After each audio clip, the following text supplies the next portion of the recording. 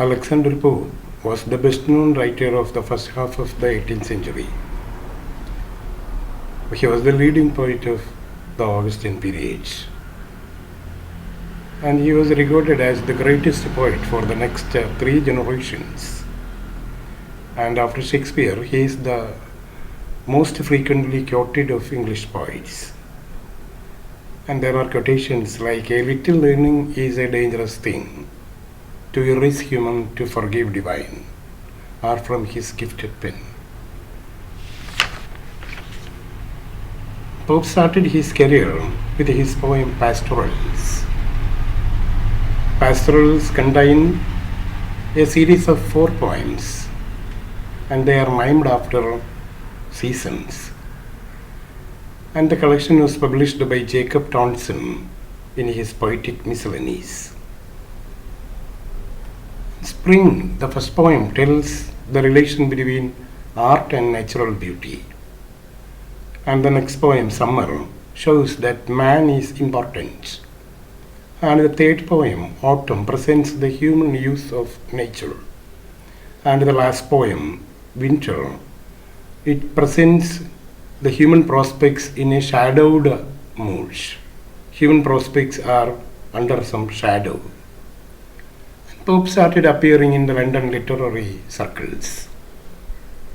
And it is at the same time we have to remember that Pope was a Catholic. He was born in a Roman Catholic family. And he was born in the year 1688, the year of the Great Revolution, when the Catholics were defeated and James II was replaced by William of Orange and Mary, the Protestant monarchs. And Pope was born in a Roman Catholic family, and the Catholics suffered a lot of difficulties during the period. Pope was put under many restrictions. He was not permitted to attend school or college, and he was mostly taught at home.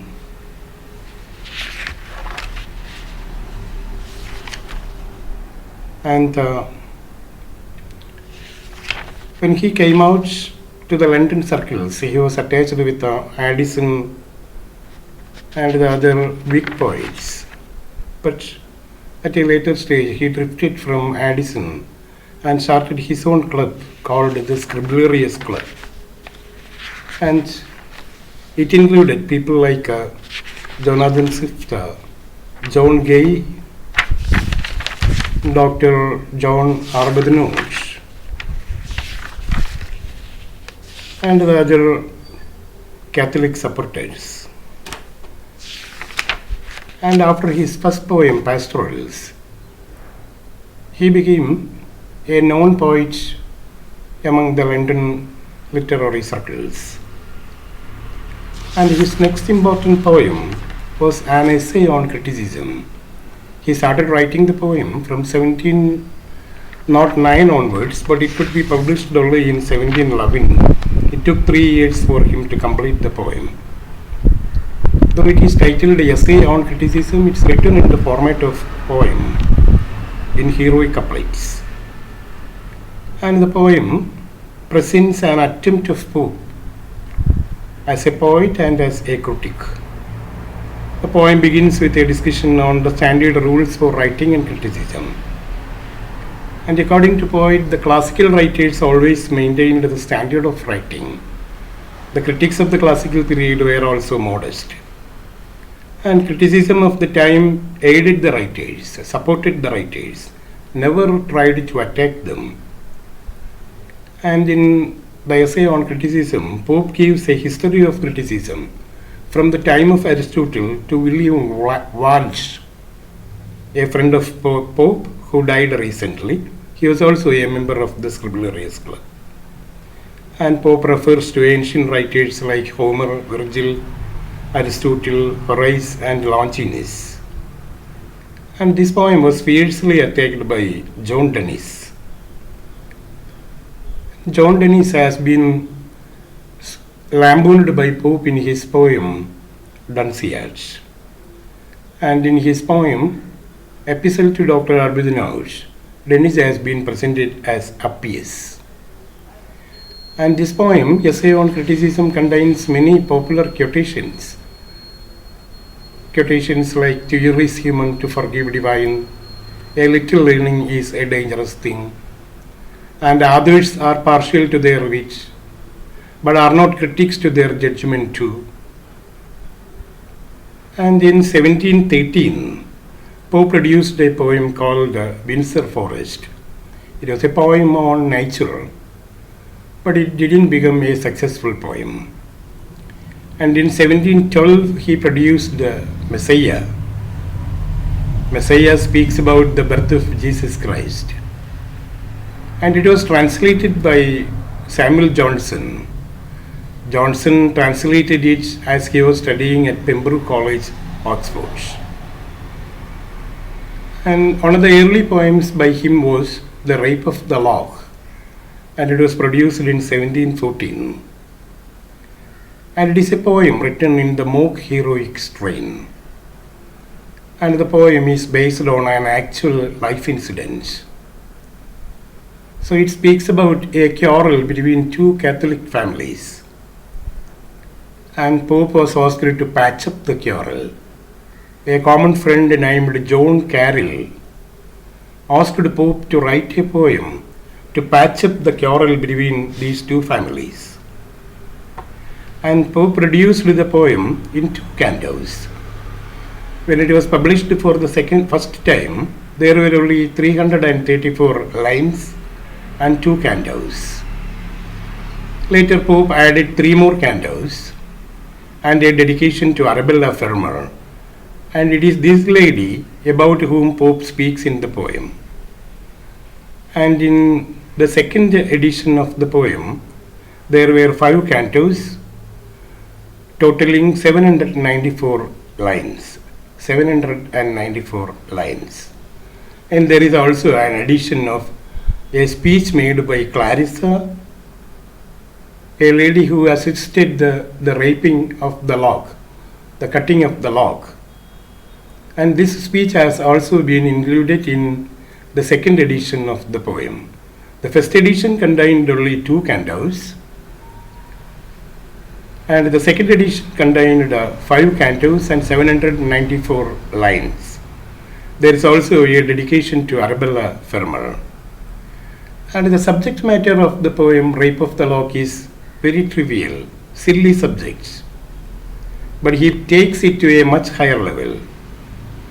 And the cutting of the hair, actually the question of the poem is the cutting of the hair of a fashionable lady named Arabella Fermor, and introduced in the poem as Belinda.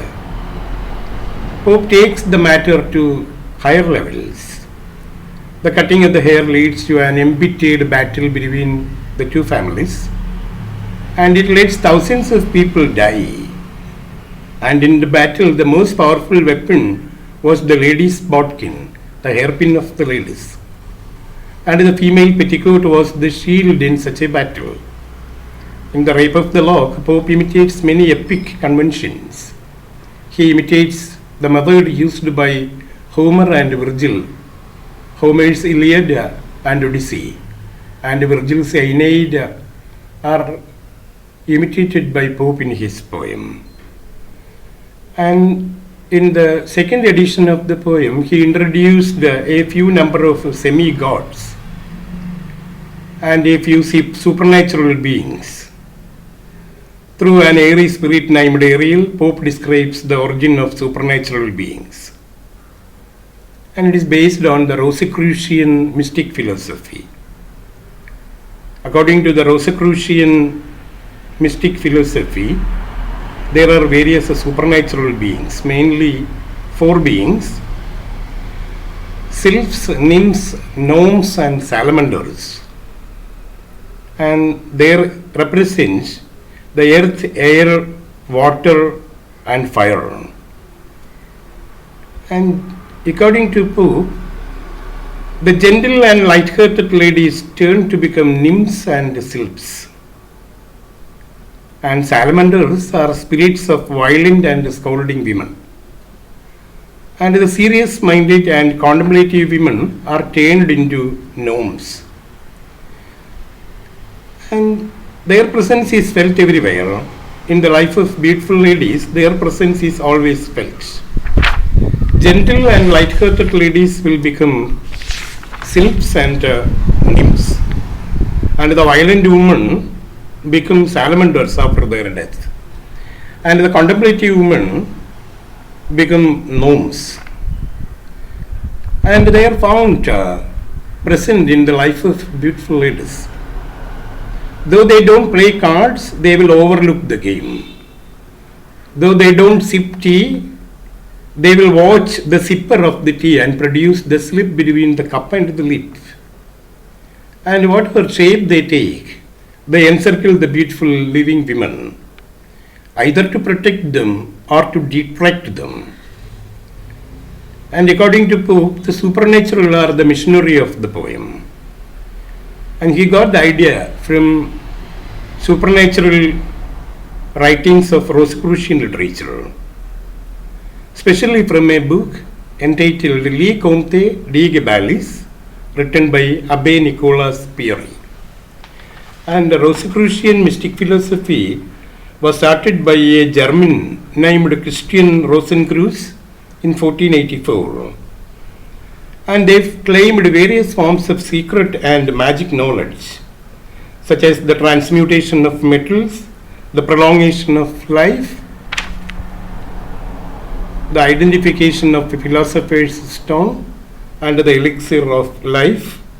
And according to the Rosicrucians, there are 4 orders of spirits: sylphs, nymphs, gnomes, and salamanders, corresponding respectively to the 4 elements: air, water, earth, and fire.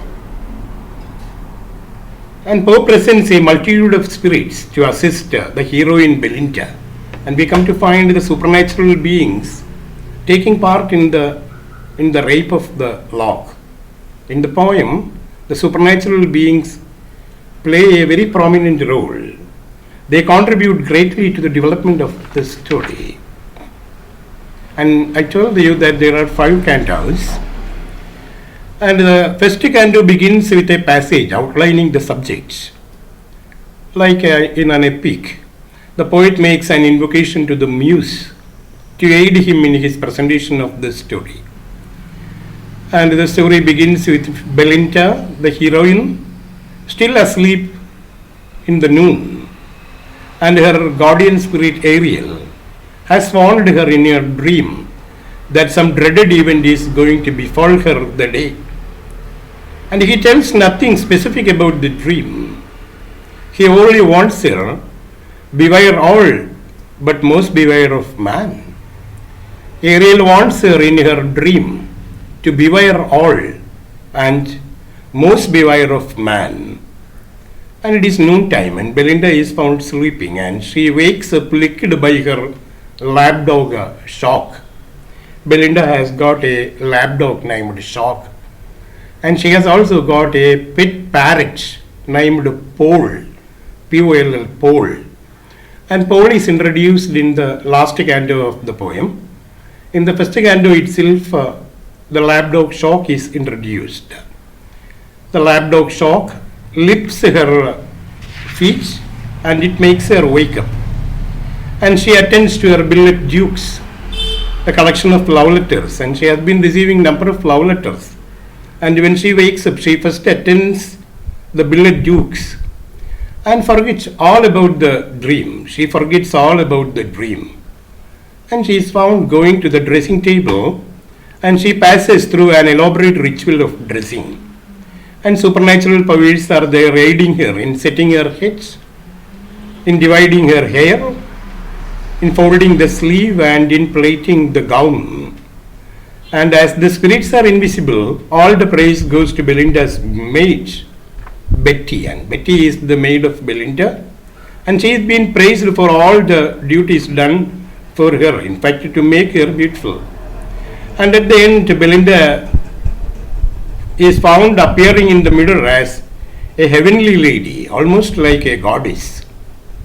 And Pope describes the different things spread on the dressing table of Belinda in a mock heroic vein. So he refers to the puffs, powders, patches, Bibles and billet dukes. So among the petty things like puffs, powders, patches and billet dukes, Bible has also been introduced, and it shows the mock epic motif. So it is also to be remembered that Pope never got married in his life, even though he so describes the toilet of Belinda, the dressing table of Belinda in a very neat and elaborate manner. And this is all what we come to find in the first canto of the poem. And when we get into the canto 2, we find Belinda traveling by boats. After getting dressed up herself, she goes to attend a boat journey on the river Thames, heading to the court palace called Hampton. She is to attend a dinner at Hampton Palace. And Pope refers to the sparkling cross on her white bosom, and her quick eyes, and her lively looks. And the crowning glory of her beauty is the two ringlets that are found dangling on her ivory cheeks. And these ringlets are described by Pope as love's labyrinths. And when the boat is on its way to Hampton Court Palace, there are young gentlemen. So they join with Belinda for playing a card game called Ombre. Ombre is a card game played by the young people on the boats. And there is the young gentleman named Lord Peter, the 22-year-old gentleman named Lord Peter, who is the hero of this poem, the one who cuts the hair of Belinda. He is also found playing card game with Belinda. And as the boat continues its journey, everyone is carefree except Ariel. Everyone seems to be carefree except the guardian sylph Ariel. And he is worried that something disastrous may befall on Belinda, and he distributes duties to the other sylphs. One sylph is asked to protect her wristwatch, and the other sylph is asked to guard her locks of hair, and a few of them are asked to guard her petticoats. So, exactly speaking, Brilliante is to guard her earrings, and Momendilla is to guard her watch, and Crispissa is asked to guard her locks, and Ariel on his part takes up the duty of protecting the lapdog of Belinda, Shock. And this is all what we come to find in the second canto of the poem. And in the third canto, we find Belinda playing the game Ombre, the card game Ombre, with two of her suitors. Her trump of ass makes her win the series of plays. And during the game, hot coffee is served, and it rejuvenates Lord Peter with new stratagems.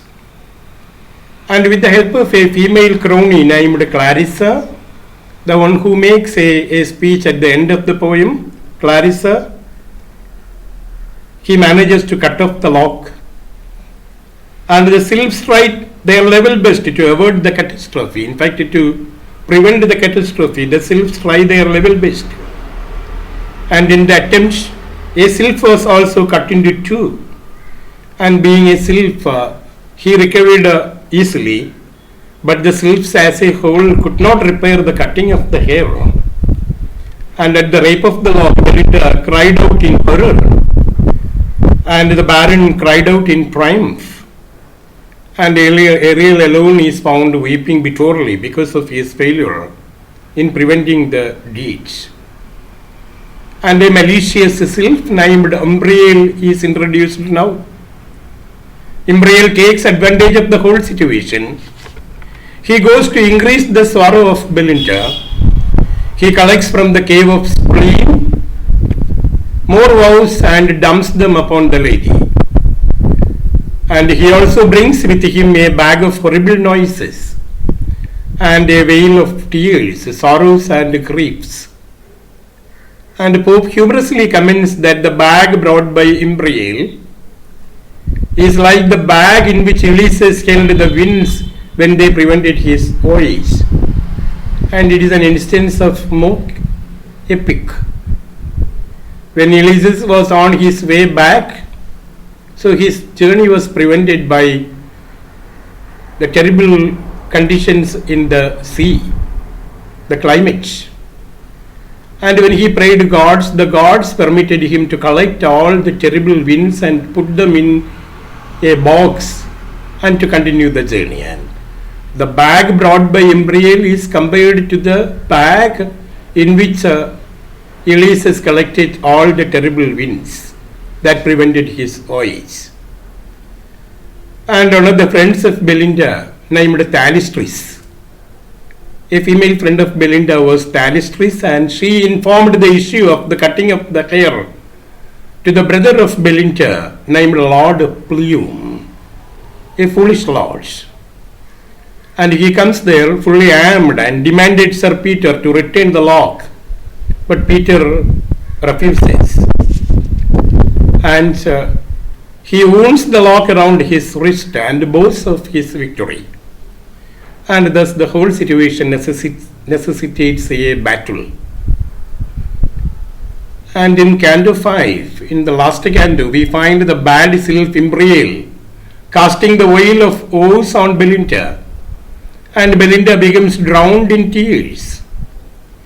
And Clarissa, the lady who assisted Lord Peter in cutting the hair, is found delivering a long speech on woman morality. And it is the vanity and lack of good sense in women that often bring clashes between sexes. And soon a battle of teacups ensues. And during the battle, the woman's bodkin is used as a weapon, the hairpin of women used as a weapon, and her petticoat is used as a shield. Snuff is also used during the battle. And as the bulk of snuff goes into the baron's nose, Belinda comes with a bulk of snuff, and it goes into the nose of the baron. And the baron gives out a loud sneeze, and this causes the lock to fly high into the air. And the lock thus becomes irrecoverably lost. And some think that the lock has gone to the moon, and there are others who maintain that the lock has been turned into a star. And what happened to the lock at the end was one question asked by UGC. The lock has been turned into a star. And this poem is a typical example of burlesque. And burlesque is a form that takes a trivial subject into serious consideration, and the effect being comic. The word burlesque is derived from the Italian word burlesco. It means joke or mockery. If a work of art by a great master is parodied, it's called a burlesque. A mock epic or a mock heroic poem can also be called by the name. And Alexander Pope's Rape of the Lock is considered as a high burlesque. And a few years later, Pope produced a key to the lock. And he produced the key to the lock under a pen name, Esdras Barnevich. He produced a key to the lock under a pen name, Esdras Barnevich. And in the poem, in the key to the poem, into the key to the Rape of the Lock, he replaced Belinda with Q Man.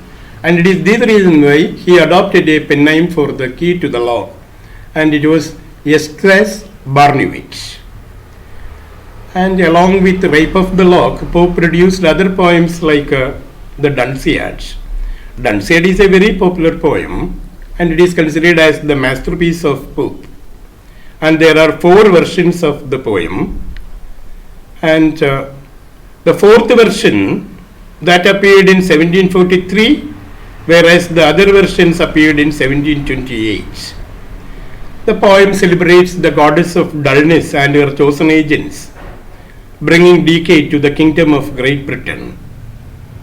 And Louis Theobald is presented as the chief of the dunces here. In the first version, Louis Theobald has been presented as the chief of the dunces. and the other petty writers appearing as dunces. The chief is Louis Theobald, and there was a quarrel between Pope and Louis Theobald. Pope produced the edition of Shakespeare, and he was attacked by Louis Theobald with an essay, Shakespeare Restored, or a specimen of the many errors as well committed by Mr. Pope, and Pope was offended. And when he produced Dunciad, he introduced Louis Theobald as the chief of the dunces. When Dunciad was produced for a second time, he replaced Theobald with Colisiber. And Colisiber was poet laureate, and he was also a friend of Pope, but he made a wrong remark about Pope in an article. He maintained that so it was difficult for him to detach Pope from a fat prostitute while visiting a brothel. And this reference made by Colisiber irritated Pope, and in the fourth volume, in the fourth edition of Dunciad, he replaced Theobald with Colisiber. So, and he produced the moral essays, Epistle to Several Persons, and there were 4 poems on ethical subjects, and they were addressed to 4 people. The first epistle was addressed to Cobham about the character of men, and the second epistle was addressed to a lady, Martha Blount, who was a favorite of Pope, and it is about the character of women. And there was also an epistle to Bathurst, and it was about the use of the riches. And there was one more essay addressed to Lord Burlington, and it is about the use of riches. And he also wrote an epistle to Addison, and it was included later in the collection. And Pope is also noted for his epistle to Dr. Arbuthnot. And so in this epistle, so he lampoons Addison and Dennis. Addison is attacked as Atticus, and this poem was prescribed earlier by the PSC, and now PSC has prescribed the poem Rape of the Lock. And Pope also produced an essay on man, and it was a philosophical poem written in heroic couplets. And it was an imitation of Milton's Paradise Lost, whereas in Milton, so it's an attempt to justify the ways of God to man, and in Essay on Man, Pope wanted to vindicate the ways of God to man. And after all, Pope also joined in the production of a play called 3 Hours After Marriage, and it was a comedy co-authored by John Kay, Alexander Pope, and John Arbuthnot, telling the story of a pompous old scientist named Dr. Fossil getting married with a young woman, and she is beset by 2 rival suitors, and they try to win her affection. And the wife and the suitors then go to comical length trying to hide their intentions, and the play was targeted on a rival poet named Richard Blackman. And in 1735, Pope published an edition of his correspondence with various people, entitled 1738. And on 13 May 1744, Pope became dead while staying in a house in Twickenham, and Pope is regarded as the Wasp of Twickenham. When he stayed in Twickenham, he tried to attack the other writers of the period, and this is the reason why he is called the Wasp of Twickenham. On 13 May 1744, Pope, while staying in Twickenham, became dead. And at the moment of his death, he said, "Here I am dying of 100 good symptoms." And he died in the night surrounded by his friends. And the poem Rape of the Lock has been prescribed by the PSC, And the most important points that we have to remember from the Rape of the Lock are that the poem has got 5 cantos, and the poem presents the heroine Belinda. The Rape of the Lock is done by Lord Peter, and there are the supernatural beings, and the guardian spirit is Ariel, and there are the other sylphs, nymphs, salamanders and gnomes. And Belinda has got a friend named Thalistris. Belinda has got a maid named Betty, and she has got a pet dog named Shock and a pet parrot named Paul. And the brother of Belinda is Lord Peter. And the cut lock becomes a star in the sky. It turns to become a star in the sky. And there are many popular quotes in the poem. One quote, important quote is, "Ear to the main this morning sun disin, beware all, but most beware of man." The other important quotes, "Pups, powders, patches, Bibles, billet dukes, and the keener lightning quicken in her eyes." And the other important quote is, "Some folded the sleeve, while others played the gown, and Betty is praised for labors not her own." And the other important quote is, "A wondrous bag with both her hands she binds, sighs, soaps and passions and the war of tongues." It refers to the bag carried by Umbriel, and it is compared to the bag carried by Ulysses while he was on his way back. And the last line seems to be one of the very important of lines. "This log the muse shall consecrate to fame, and amidst the stars inscribe Belinda's name." And the first lines of the poem are also important, and we have to remember the first line of the poem.